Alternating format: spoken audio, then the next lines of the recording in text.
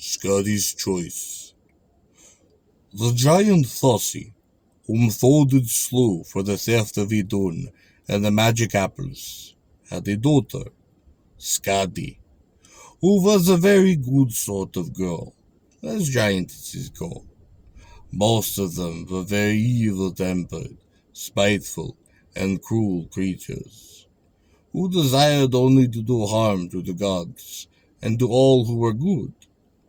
But Skadi was different, stronger than the hatred of her race for the Aesir, and stronger even than her wish to be revenged for her father's death, was her love for Balder the Beautiful, the pride of all the gods. If she had not been a giantess, she might have hoped that he would love her also. But she knew that no one who lived in Asgard would ever think kindly upon her race, which had caused so much trouble to Balder and his brothers. After her father was killed by the Aesir, however, Skadi had a wise idea. Skadi did put upon her helm and her corselet, and set out for Asgard, meaning to ask a noble price to pray for the sorrow of Theseus' death. The gods, who had all grown young and boyish once again, were sitting in Valhalla, merrily enjoying a banquet in honor of Idun's safe return. When Skadi, clattered with steel, strolled into the mist, Heimdall the watchman, astonished upon the sight, had let his maiden warrior pass him upon the Rainbow Ridge. The Aesir did set down their cups most hastily, and the laughter died upon their lips, for though she did look quite handsome, Skadi was a terrible figure, in her silver armor, and with her spear as long as a ship's mast, brandished within her giant hand. The 9 Valkyries, Odin's maiden warriors, hurried away to put on their own helmets and shields, for they would not have this other maiden, 10 times as large, see them meekly waiting upon tables, while they had battle dresses as fine as hers, to show the stranger. "Who are you, maiden? What seek you here?" asked the father of Odin. "I am Skadi, daughter of Thiasse, whom you folk have slain," answered she. "I come here for redress." In these words, the coward Loki, who had been upon at the killing of Thassi, skulked low behind the table. But that who had done the killing straightened himself, and did clench his fist most tightly, for he was not afraid of any giant, however fierce, and this maiden with her shield and her spear only did anger him. "Well, Skadi," quoth Odin gravely, "your father was a thief. He died for his sins. He stole Faradun and her magic apples. For that crime he died, which was only just. Yet, because our righteous deed has left you an orphan, I will grant you a recompense, so you shall be at peace with us, for it is not fitting that the Aesir should quarrel with women. What is it that you ask, O Skadi, as solace for the death of Thiasse?" Skadi did look like an orphan, who was well able to take care of herself, and thus indeed her next words showed her to be. "I do ask 2 things," she said, without a moment's hesitation. "I ask the husband whom I shall select from among you, and I ask that you shall make me laugh, for it is many days since grief has let me enjoy a smile." At this strange request the Aesir did look astonished, and some of them seemed rather startled, for you can fancy that none of them wanted a giantess, however truly handsome, for his wife. They did put their heads together, and consulted long whether or not they should allow Skadi her 2 wishes. I will agree to make her laugh, grinned Loki. But suppose she should choose me for her husband. I am married to one giantess already. No fear of that, Loki, said Thor. You were too near being the cause of her father's death for her to love you overmuch. Nor do I think that she will choose me, so I am safe. Loki chuckled and stole away to think up a means of making Skadi laugh.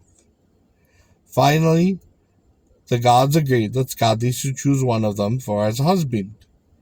But in order that all might have a fair chance of missing this honor, which no one did covet, she was to choose in the most curious way.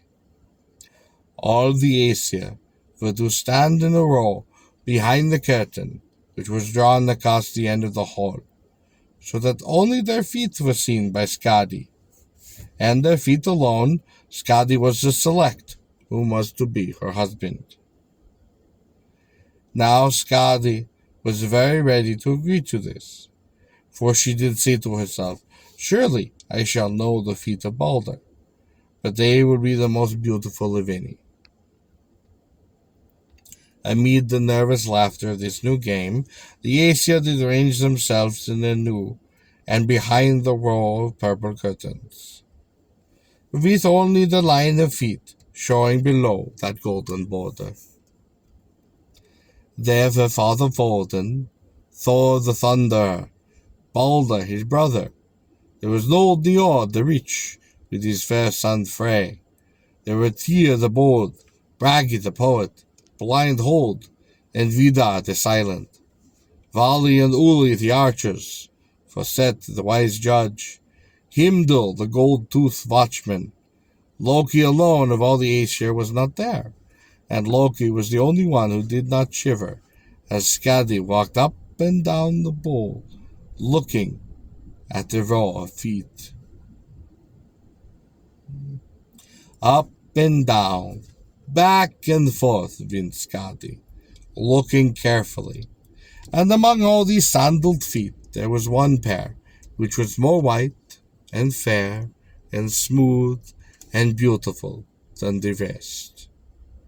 Surely these are Balder's feet, she thought, while her heart did thump with eagerness under her silver corset. Oh, if I guess right, dear Balder will be my husband. She did pause confidently before the handsome pair of feet, and pointing to them with her spear, she did cry, I choose here. Few blemishes are to be found in Balder the Beautiful. A shout of laughter rose from behind the curtain, and forth slunk, not young Balder, but old Njord, the rich, king of ocean wind, father of fair twins, Frey and Freya. Skadi had chosen the handsome feet of old Njord, and henceforth he must be her husband. Njord was little pleased, but Skadi was heartbroken. Her face grew long and sadder than those before, when he stepped up and looked at her handsomely, saying, Well, I am to be your husband. Then, with all my riches stored in Jotun, the home of ships are to be yours. You would have chosen Balder, but I wish that the luck has been his. However, cannot be helped now. Nay, answered Skadi, frowning, the bargain is not yet complete. No one of you has made me laugh. I am very sad, and it will be merry jest indeed which can wring laughter from my very heavy heart. She did sigh, looking at Balder, but Balder loved only Nanna in all the world.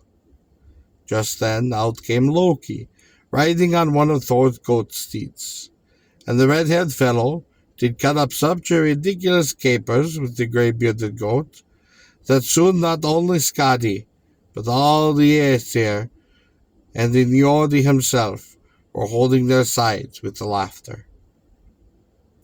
Fairly won, cried Skadi, wiping the tears from her eyes. I am beaten. I shall not forget that it is Loki to whom I owe this last joke. Some day I shall be quieted with you, the Red Joker. This time she did carry out it in the end, out upon the day of Loki's punishment. Skadi was married to old Njord, both unveiling until they went to live among the mountains at Skadi's home, which had once been Thiassi's palace. There he had shut Idun in the prison cell. As you can imagine, Njord and Skadi did not live happily ever after, like the good prince and princess in the storybook. For in the first place, Skadi was a giantess, and there are few folk, I fancy, would live happily with giant. In the second place, she did not love Njord, nor did he love Skadi, and neither forgot that Skadi's choosing had been sorrow to them both. But the third reason was the most important of all, and this was because Skadi and Njord could not agree upon the place which should be their home. For Njord did not like the mountain palaces of Skadi's people, the place where roaring winds rushed upon the sea and its ships. The sea with its ships was his friend, and he wanted to dwell in Njotun, where he had a greater wealth than anyone else in all the world, where he could rule the fresh sea wind and tame the wild ocean, granting the prayers of fisher folk and seafarers who did love his name. Finally, they agreed to dwell first in one place, then in the other, so that each night they might be happy in turn. For 9 days they tarried in Thjaimhim, and then they spent 3 in Njotun, but even this arrangement could not bring peace. One day they had a most terrible quarrel. It was just after they had come down from Skadi's mountain, for the 3 days in Njord's sea palace, and he was so glad to be back that he did cry, "Oh, how I hate your hills!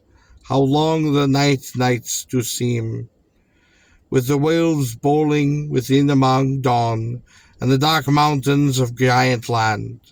What a discord compared to the meaty songs of the swans, who sail upon my dear, dear ocean."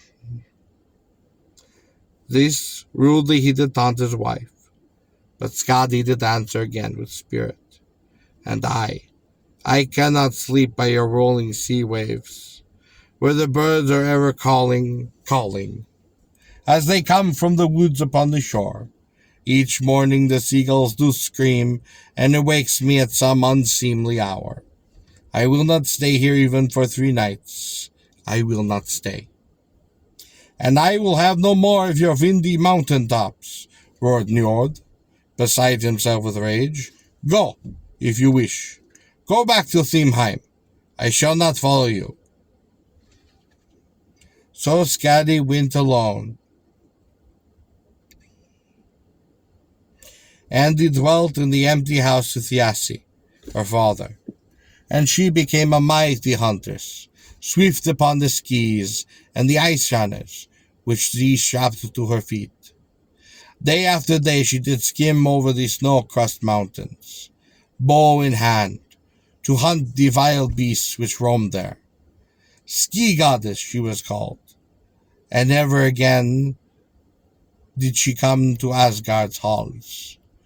Quite alone in cold country, she hunted heavily, regarding that in her heart the image of Balder the Beautiful, whom she loved, but whom she had lost forever by her unlucky choice.